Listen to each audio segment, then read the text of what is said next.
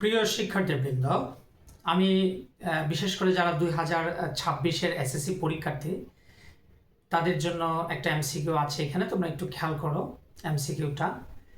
এখানে দেখো বলছে চিত্রে ও কেন্দ্র বিশিষ্ট বৃত্তে পিএ অর্থাৎ পিএ এবং পিসি দুটি স্পর্শক, এবং এখানে বলছে কোণ এডিসি সমান 130 ডিগ্রি হলে এই এক্স কোণের অর্ধেক অর্থাৎ হাফ অফ কোণ এক্স এর মান কত।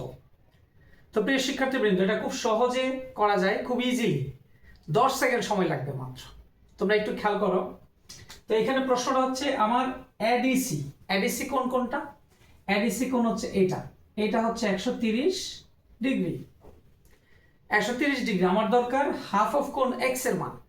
আমরা সবাই জানি একটা বৃত্তে অন্তর্লিখিত চতুর্ভুজের বিপরীত দুইটা কোণের সমষ্টি হচ্ছে 2 সমকোণ।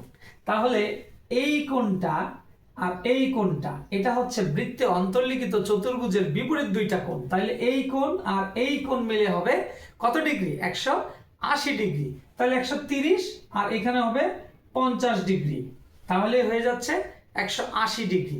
আবার আমরা সেটাও জানি যে বৃত্তের কেন্দ্রস্থ কোণ বৃত্তস্থ কোণের দ্বিগুণ হয়, তাহলে এটা 50 হলে এটা হবে 100 ডিগ্রি।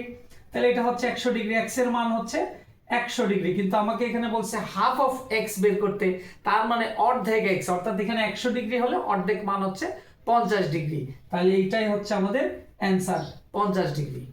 ধন্যবাদ সবাইকে।